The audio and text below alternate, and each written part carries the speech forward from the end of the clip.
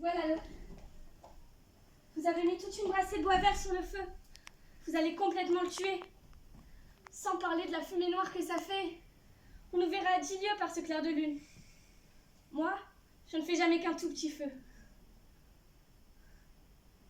Vous n'avez pas envie qu'on vous retrouve, je suppose. Il n'y a pas besoin de feu du tout. Nous ne pouvons pas rester ainsi tous les deux dans la nuit comme des bêtes. Et vous verrez la tisane que je sais faire, avec certaines herbes que je connais, et les fleurs de citronnier. C'est de tisane que vous vivez? Moi, je ne manque de rien. Qui donc vous approvisionne? Il y a... là-bas, sur cette espèce de pointe dans la mer, ou cette espèce de forêt finie, une espèce de toit, ou de chapelle à moitié fondue, comme celle dont se servaient jadis les païens, je suppose, avec des colonnes par devant. Et dedans, une vieille statue de pierre sans tête, si indécente que j'ose à peine regarder. C'est là que les gens du pays apportent toutes sortes de nourriture en manière d'offrande. Vous comprenez, mon petit roi? Il ne faut pas me regarder de cette façon. Des fruits, du pain, du miel, des gâteaux, des œufs, et je ne sais quoi encore, jusqu'à des morceaux de chèvre rôtis. Et tout cela, je le prends sans me gêner. Personne ne vous empêche? Ils ont bien trop peur. Aucun d'eux ne voudrait entrer dans cette forêt pour un empire.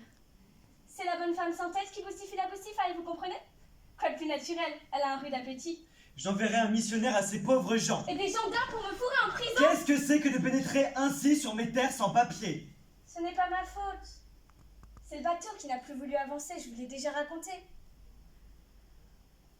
Il n'y avait pas un souffle d'air. Et le bateau est allé tout à coup par le fond, comme s'il était arrivé où il voulait. Quelque chose sans doute s'est ouvert. Il n'y avait que moi qui savais nager avec la marmite et tous ces autres objets utiles.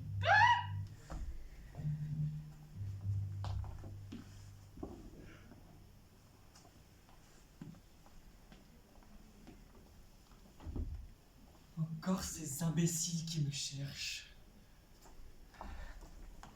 C'est mon cheval sans doute qui leur aura parlé de moi.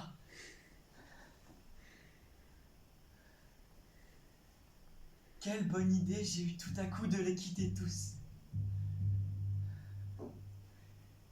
Je ne savais pas ce que je trouverais au bout de ce petit chemin engageant.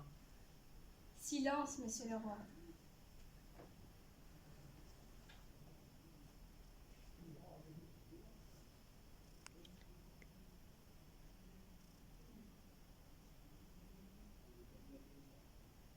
C'est cela.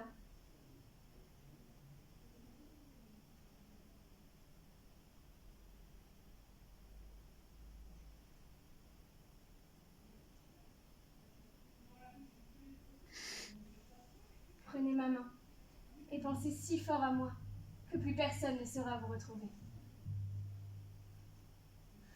Comment vous permettez-vous de savoir que je suis le roi ou le vice-roi à sa place?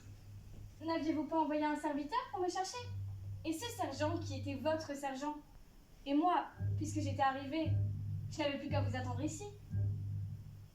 Pourquoi vous étonnez que je vous ai reconnu aussitôt? Tout cela est vrai. Je l'avais oublié. À force de l'avoir oublié, je m'aperçois que je n'ai jamais cessé de le savoir. Avez-vous oublié aussi cette tache sur mon épaule, en forme de colombe? Je vous la montrerai une autre fois. À quoi vous deviez me reconnaître?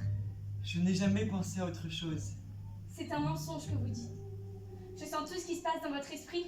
Oui, je remue avec lui. Et je sais que mon visage ne fait qu'y paraître un moment, comme une vague petite lune au creux d'une mer agitée. Tenez, précisément maintenant, feu, à quoi pensez-vous?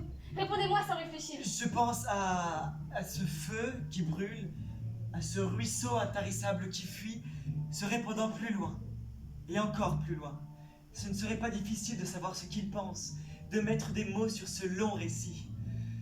Ah, que d'amers souvenirs. Et où sont-ils, ces amers souvenirs? J'essaie en vain de me les rappeler, mais c'est comme le ruisseau. Je ne sais plus s'ils sont en avant ou en arrière. Et qui donc vous empêche de vous les rappeler, monsieur le roi? Cette petite main dans la mienne. Ce n'est pas vrai, car à l'instant, je sens de nouveau quelqu'un qui plonge et qui s'échappe. Où êtes-vous? Et à quoi pensez-vous? à ce vent qui souffle, à tous ces solliciteurs qui m'assiègent, la justice à rendre contre des femmes qui pleurent, tout le mal que j'ai fait sans le vouloir, ou le voulant à moitié. À quoi encore? À cette expédition qu'on m'a dit de mener contre les Turcs. À quoi encore? Les Français, les pirates, le pape à Rome, ainsi également qu'on n'a jamais pu prouver ces mesures de bienfaisance pour la famine en Calabre et les usuriers à qui j'ai dû emprunter, mes ennemis à Madrid.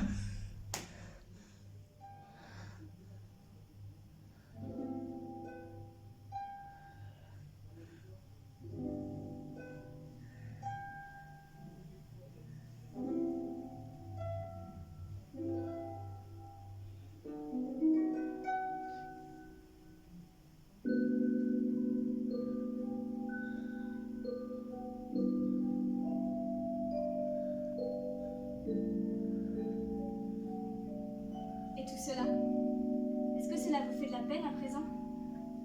Aucune. Du bruit seulement. Cela vous empêche-t-il de faire attention à autre chose? En effet, il y a autre chose. Quelle chose? Autre chose au-dessous, par moment que je voudrais entendre. Quand je vous ordonne de faire silence, qu'est-ce qui arrive? Alors vous entendez? Je ne parle pas du vent, ni de la mer, ni de ce ruisseau qui fuit.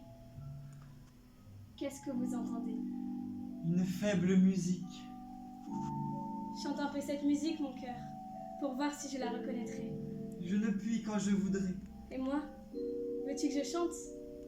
J'ai pu sauver ma guitare, mais elle n'a plus de cordes. Il n'y a pas besoin de cordes.